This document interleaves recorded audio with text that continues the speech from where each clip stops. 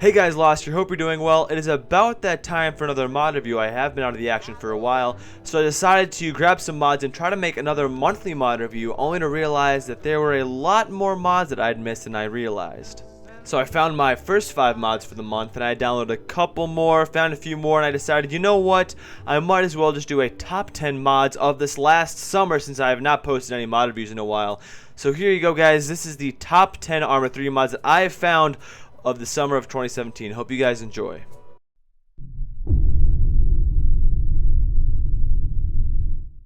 So this first mod is a map, and hopefully I am pronouncing it correctly. It is called PreAkuma Clone, which is a map centered around Cambodia. Now unfortunately this map is a little small. It is only 8 by 8 kilometers, however it is extremely detailed. You can tell if you take a look at this mod, it does resemble a lot of the jungle maps that we've seen in the Vietnam War mods like Unsung. It is also extremely similar because it is taken out of the same part of the world.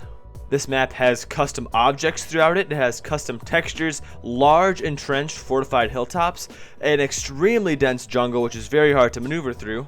There are also rivers that wash all the way through and wind all the way through the map, so you can have some river and jungle boat warfare. There are villages and plantations that run through this map. There are also some ancient ruins you can go check out. Now since there are so many objects on this map, about 1.1 million, most of which being placed by hand, it can possibly make you lose some frames if you go on the map. So what I would recommend is turn your view distance extremely low. You can turn it way down. Because of all the trees and vegetation, you won't really need to see that far anyway, so that will definitely help increase your frame rate performance. All in all, this map has over 1,500 hours of work put into it, which is longer than I have in Arma 3 alone, which I'm not gonna lie is kind of impressive.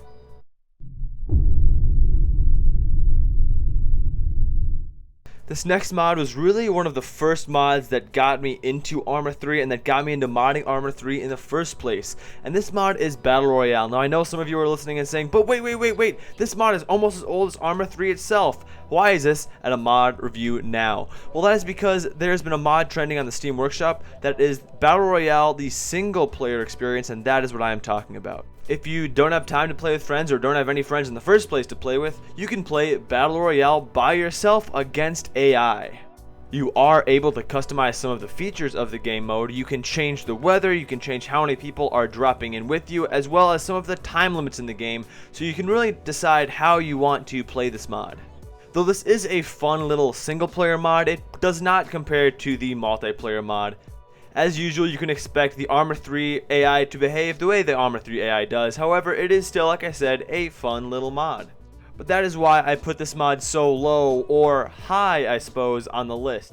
It is enjoyable. You get to drop in from a plane like you normally would. There are also loot boxes with plenty of loot for you to pick up and win the game with.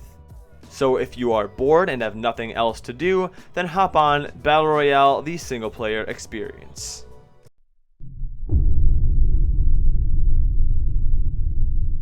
Up next at number 8 is a mod you could throw in the immersion category. Now this is actually one of the first mods in a series of wildlife mods that I have seen, but I'm focusing on this one, and that is Faint Sharks for Arma 3.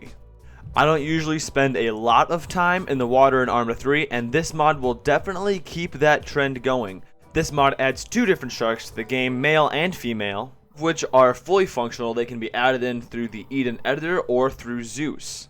The sharks also spawn in little fish with them for immersion's sake. These sharks will also attack humans more at night than during the day, so watch out for that midnight skinny dipping escapade with your bros. Going through the settings, you can change some things how the sharks work, so if you want them to only spawn in during a certain time, you can do that. You can also shoot at the sharks and they will bleed and swim off, but sometimes they won't, and that is something you'll have to worry about. So if a shark is trying to come and kill you, I recommend getting out of the water or getting onto a boat, because that will make them go away. Another neat little thing is the fact that these sharks will also hunt fish as well, so not just humans. It is completely immersive.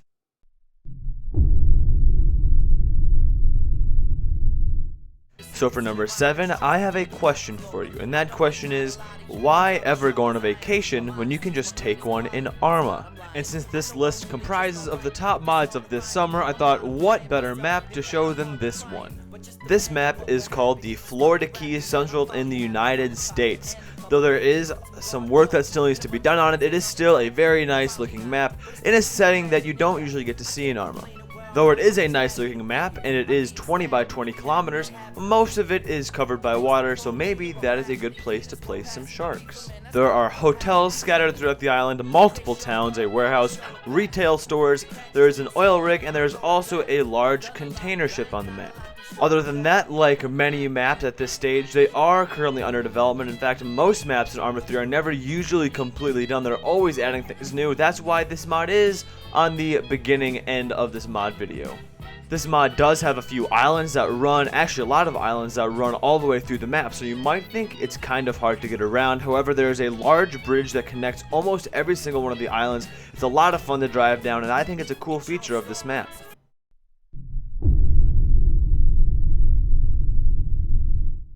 Up next, we have the complimentary special weapons pack, and I know I don't show a lot of weapons packs or weapons mods in Arma, but I really liked what I saw in this one, so I decided to put it on the countdown to show you guys what it was about. It doesn't contain necessarily a large amount of weapons, but the quality of weapons and the things inside the mod definitely surprised me when I took a look at it. It contains everything from a round-the-corner shot pistol, a Smith & Wesson revolver, even a taser, and a riot shield and pistol combo you can use. And what's even better is all of these weapons actually do function properly. The taser will put somebody on the ground momentarily, they will then get back up unarmed. The round-the-corner pistol can actually shoot at people around a corner from a camera on your gun. You will be behind cover and not be able to be shot at. Also, the riot shield does block shots if you're getting shot at, however, it does not block them forever. Eventually it will break down and you'll be able to get shot. It also adds in a few other weapons like an HK and a 12-gauge shotgun with a couple different types of rounds you can fire. It also adds in a few accessories. You can customize the pistols with different laser sights, silencers, and red dots, whichever ones you want to choose from. I think my favorite weapon out of this mod is definitely the corner shot pistol. I know I call it a pistol, and that's what it is. It is actually a pistol mounted on a rifle frame on the end. You can then swivel it back and forth around corners with the page up and page down button. I'd heard of this concept and this gun existing in the real world. I just think it's super cool that somebody actually made a functioning version of it in Arma 3. I'd be curious if it would actually come into any practice or any practical use out in any type of missions you're running.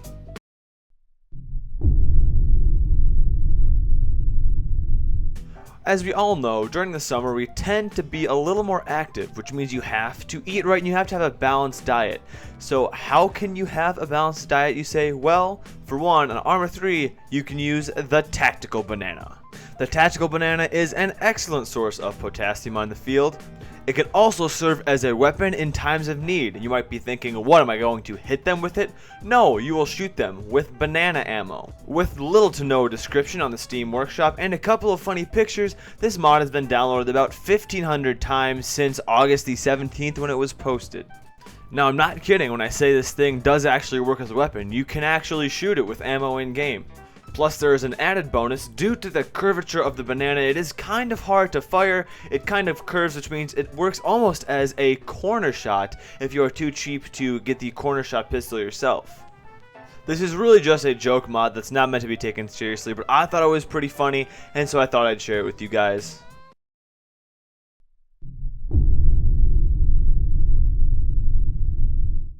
Up next at number 4, I saw it only fitting to include this final map pack in our countdown, and that is the Star Wars Opposition map pack. It includes 2 maps from the Star Wars universe, and that is Scarif and Felucia. Starting off with Felucia, it is the far more alien looking planet, much more jungly and wet. It has lots of very strange looking plants, a lot of weird bulbous shapes jam-packed into the map, and here is a picture from the Star Wars: The Clone Wars TV show if you don't quite have a reference. This map really is one of the most unique maps I've seen, and these maps were kind of inspired by the map Pandora, which is a fantastic Arma 3 map. If you have never played it, I highly recommend that one. This map will totally immerse you in the Star Wars universe if you're playing it, just of how weird and odd everything is. It truly feels like you are on an alien planet. Like I said, the second map in this pack is Scarif, and that is the final planet Rogue One actually takes place on. Though not nearly as alien looking, it is equally as detailed and looks extremely like the movie. All of the buildings and architecture are extremely accurate, so is the layout and geography. There are some large highways that crisscross throughout the map for easy access, as well as landing pads and hangars for you to keep ships, maybe customize some things, make the map your own if you would like to make a mission on it, things like that. It is just super good looking, like I said, it's absolutely amazing. This map would be great looking enough alone if it wasn't based around Star Wars. However, since it is so accurate, it really does take a high spot on this countdown.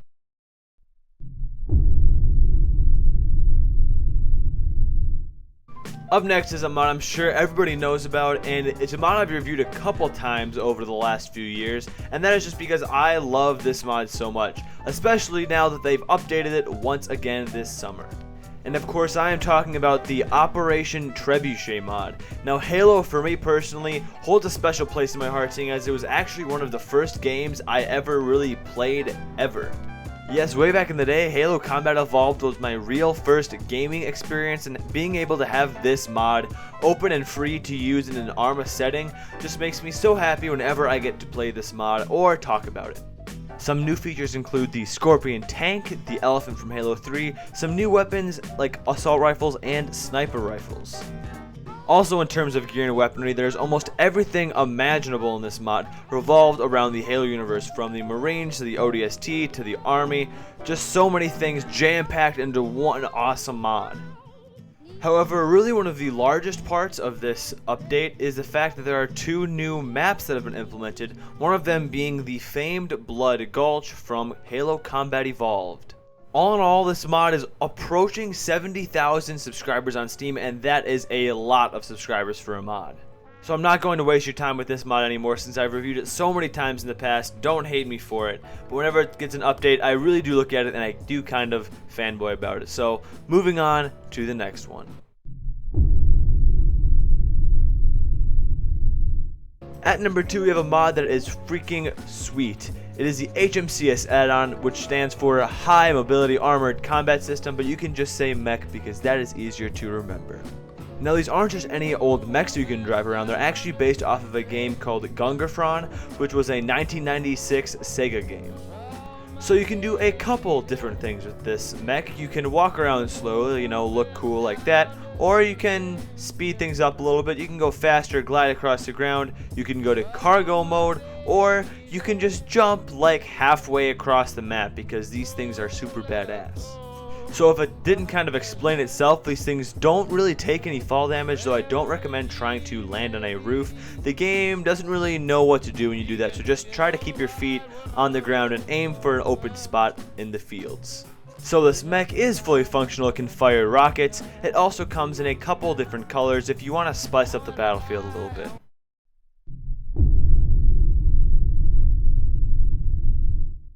And now at number 1 is a beautifully done piece of art, a custom mission created by Phantom, whose missions I have reviewed many times over the past couple of months. This is Baphomet 2, a sequel that I have been waiting to get my hands on because I loved the first mission so very much. Though it's not technically a single mod, rather a bunch of other mods on dependencies and blah blah blah and custom maps and stuff. Let me just tell you, this is my mod review, so I am putting this at number 1. So let's talk a little bit about the backstory of this custom mission, and this is set 300 years after the Holy War, so needless to say, it is set in the future. The Knights Templar are beginning their final quest to invade Hell and destroy it forever because it's essentially seeped into the real world and kind of made things sucky. This really is the final battle, unfortunately, so I'm not sure if I'll see any Baphomet 3 in the future, or wink wink, who knows. But anyway, that is where this mod is set. It's set in Hell in the future, and you have to kill a lot of zombies and do a lot of demon hunting. I won't spoil the ending, I want you to play it yourself, but let me just tell you, it is a super exciting mission. Definitely a thriller if you're into that kind of thing. Some of the key features of this mission are a 4-player co-op. There is custom dark ambient music with some super scary effects, lots of zombies and demons you can revive your teammates and all that. There are lots of high quality special effects, from flames to explosions, lots of crazy red lights, over 100 custom textures, and let me just tell you, there's a little bit of a replay value. Now if that doesn't make it sound exciting for you, then I don't really know what does. So a quick apology out to Phantom. I know we keep in touch a lot when you're making your missions, and I just have not been on the ball lately, but I do have my Arma 3 up and active, so I'm hoping to keep the Arma content at least more consistent and less gaps in between what I'm doing. Anyway, moving on for now. Thank you guys for watching so far. Stay tuned here for a couple more minutes. So thank you guys for sticking around. By the way, if you've been paying attention to the gaming scene, Destiny 2 has released on Xbox and PlayStation. I'm here to let you know that my roommate and I are proud owners of a new Destiny 2 clan on PC. There will be a link to the clan in the description, to our Bungie forum, as well as our Discord. The clan's name is called Dawn, and can you believe it, within the first couple days of us starting the clan during the beta, we have over 30 members, and we have a pretty rock solid group of guys if you want to come hang out. If you are not as interested about the whole Destiny clan thing and you still want to join the Discord and hang out with us, by all means, I'm usually in there a lot of the time. Lately, I'm quite active, so come hang out with us. Bring your friends. We have an open Discord for anybody that wants to join. By the way, this does not mean that I will be cutting down on any Arma content. In fact, I will probably be ramping it back up again now that my Arma 3 is finally working. So thank you guys for watching. Hope you guys enjoyed. Shaking off the rust here. Subscribe for more content like this, and I will see you guys later.